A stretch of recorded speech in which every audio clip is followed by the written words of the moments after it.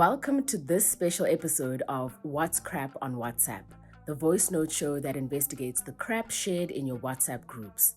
I'm Andisua May from podcasting company Volume. And I'm Taryn Curry from Africa Check, the continent's leading fact-checking organization. Today we're switching things up a bit by taking a deep dive into online scams. How do they work and how can you spot them? Have you ever received a message on WhatsApp promising free airtime if you click on a link? Or an advert for a job, but you have to share the info with 5 other friends before you can apply? Africa Check often sees posts offering jobs, grants, loans, giveaways, and easy ways to make money. These scams lure sometimes desperate people with a way out of financial difficulty. But there's always a catch. Often people have to share the post or answer questions about themselves first. This is classic engagement bait, where people are asked to interact by commenting or sharing with their friends and contact list. The more you interact with a post, the greater its reach. Exactly. Other scams offer recruitment for big companies, like Coca-Cola or KFC. Others offer governmental jobs, like at Home Affairs. These are often easy to spot because big companies and governmental organizations would not post vacancies on Facebook with a dodgy link, but rather on their official websites. That's right. But job offers don't always come in single posts. We've fact-checked entire Facebook pages with huge amounts of followers. For example, one Facebook page called 2020 Permanent Jobs claims to advertise jobs at various South African retailers. The page has more than 130,000 followers. But a large following does not mean that a Facebook page is legitimate. Be careful of job scams on pages like these. Another type of scam we've seen is when a celebrity is giving away money, right? Yeah, we've fact-checked many of those. One claimed that Nigerian musician Davido was giving out free airtime and data to celebrate his uncle's recent win in the Osun state governorship election at the time. But these are also scams aimed at getting personal information, which could potentially lead to identity theft. That's a really important point because these scams can have real-life consequences. That's right. Scams often end in misfortune. For example, we spoke to Evans Kalunga, who lives in Port Elizabeth, South Africa, about his experience with job scams. He found a job advert on Facebook for general workers at South African energy company Sasol.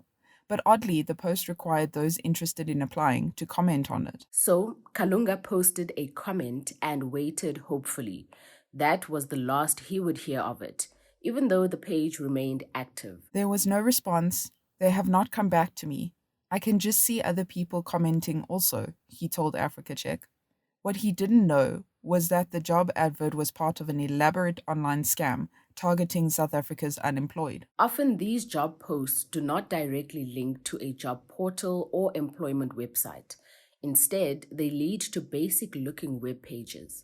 The traffic to these pages is monetized using Google AdSense, which allows website owners to earn money from their online content.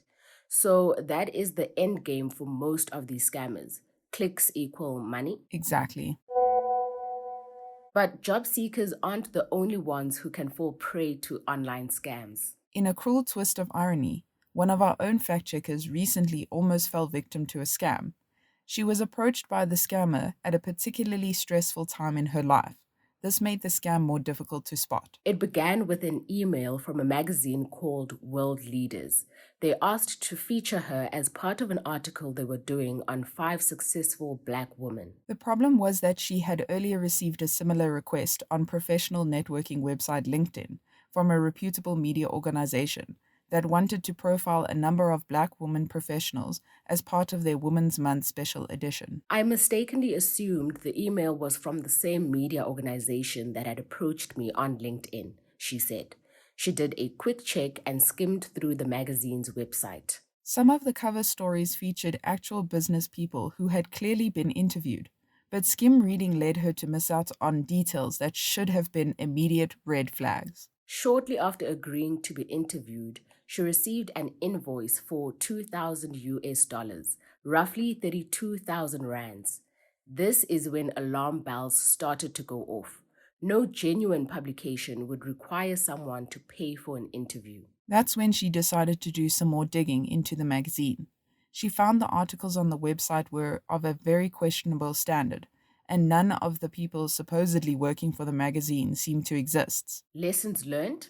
Do your research, ask questions, and never hand over any money. It's also important to remember that your mental health can play a role in your ability to process information. If you're going through a particularly stressful time in your life, it's best not to agree to any new propositions. Wow, I feel like I've learned a lot about scams today. But to recap, what are some of the red flags social media users should be looking out for? Poor writing, spelling, and grammar is a good sign of a scam. Also suspicious are posts written in all caps with lots of exclamation marks. Scams that directly ask for money are also an easy to spot red flag. Being asked to pay upfront is a clear sign that something is fishy. Yep, job offers and giveaways from legitimate companies don't come with a fee. Also, be wary of posts that take you to an unrelated website or that ask you to like, comment, and share. And remember the golden rule: if something seems too good to be true, it usually is. That's all the time we have for today. Now you know what's crap and what's not. Your friends and family can sign up for our show over WhatsApp. The number is 082 709 3527. Make sure to save us as a contact in your phone and send us a message. You can find the show wherever you get your podcasts, from Apple to Spotify. If you listen there, you'll find show notes and a link to the fact checks. Remember that you can send us a WhatsApp message, a picture, video link, or voice note, or potential scam that you need fact checked. Just forward them to us on WhatsApp. Our theme song is composed by John Bartman. I'm Andisiwe May. And I'm Taryn Corey. Bye for now.